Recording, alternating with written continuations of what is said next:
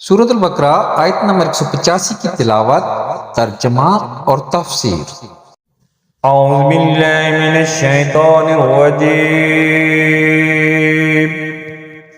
بسم اللہ الرحمن الرحیم۔ شہر رمضان الذی انزل فیہ القرآن ھدی للناس وبینات من الھدی والفرقان، فمن شہد منکم الشہر فلیصم، ومن كان مريضا على سفر فعدة من أيام أخر، يريد الله بكم اليسر ولا يريد بكم العسر ولتكملوا العدة ولتكبروا الله على ما هداكم ولعلكم تشكرون۔ ترجمہ: رمضان کا مہینہ ہے جس میں قرآن نازل کیا گیا، جو لوگوں کے لیے ہدایت اور رہنمائی ہے اور فیصلے کی روشن باتوں پر مشتمل ہے۔ تو تم میں جو کوئی یہ مہینہ پائے تو ضرور اس کے روزے رکھے، اور جو بیمار ہو یا سفر میں ہو تو اتنے روزے اور دنوں میں رکھے۔ اللہ تم پر آسانی چاہتا ہے اور تم پر دشواری نہیں چاہتا، اور یہ آسانیاں اس لیے ہیں تاکہ تم روزوں کی تعداد پوری کر لو، اور تاکہ تم اس بات پر اللہ کی بڑائی بیان کرو کہ اس نے تمہیں ہدایت دی، اور تاکہ تم شکر گزار بن جاؤ۔ سورۃ البقرہ آیت نمبر 185 کی تفسیر۔ شہر رمضان، رمضان کا مہینہ۔ اس آیت میں ماہ رمضان کی عظمت و فضیلت کا بیان ہے، اور اس کی دو اہم ترین فضیلتیں ہیں۔ پہلی یہ کہ اس مہینے میں قرآن اترا، اور دوسری یہ کہ روزوں کے لیے اس مہینے کا انتخاب ہوا۔ اس مہینے میں قرآن اترنے کے یہ معنی ہیں۔ نمبر 1، رمضان وہ ہے جس کی شان و شرافت کے بارے میں قرآن پاک میں نازل ہوا۔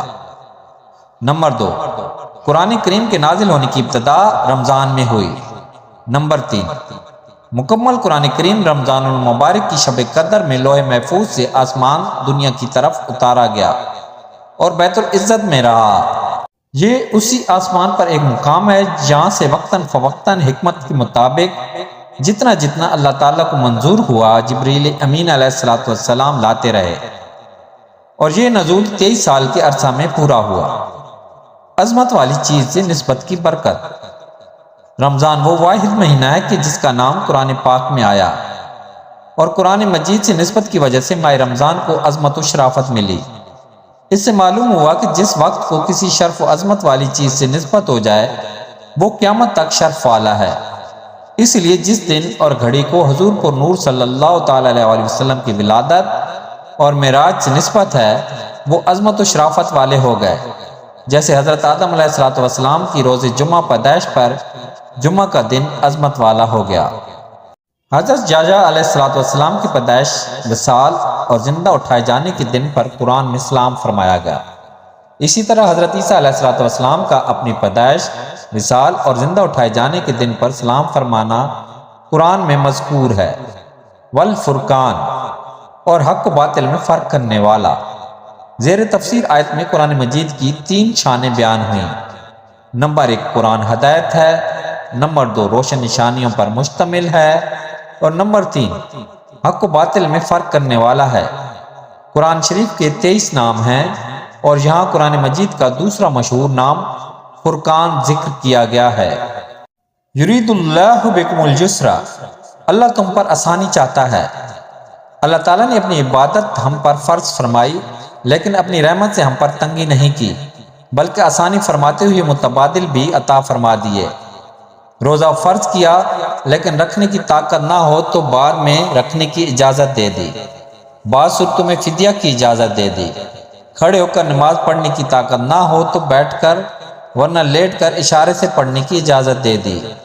1 مہینہ روزہ کا حکم فرمایا تو 11 مہینے دن میں کھانے کی اجازت دے دی، اور رمضان میں بھی راتوں کو کھانے کی اجازت دی، بلکہ سحری و افطاری کے کھانے پر ثواب کا وعدہ فرمایا۔ گنتی کے چند جانوروں کا گوشت حرام قرار دیا تو ہزاروں جانوروں پرندوں کا گوشت حلال فرما دیا۔ کاروبار کے چند ایک طریقوں سے منع کیا تو ہزاروں طریقوں کی اجازت بھی عطا فرما دی۔ مرد کو ریشمی کپڑے سے منع کیا تو 20 قسم کے کپڑے پہننے کی اجازت دے دی۔ الغرض یوں غور کریں تو آیت کا معنی روز روشن کی طرح ظاہر ہو جاتا ہے کہ اللہ تعالی ہم پر آسانی چاہتا ہے اور ہم پر تنگی نہیں چاہتا۔ وَلِتُكْمِلُوا الْعِدَّةَ، اور تاکہ تم گنتی پوری کرو۔ گنتی پوری کرنے سے مراد رمضان کے 29 یا 30 دن پورے کرنا ہے، اور تکبیر کہنے سے مراد یہ ہے کہ اللہ تعالیٰ نے تمہیں اپنے دین کے طریقے سکھائے تو تم اس پر اللہ تعالیٰ کی بڑائی بیان کرو اور ان چیزوں پر اللہ تعالیٰ کا شکر ادا کرو۔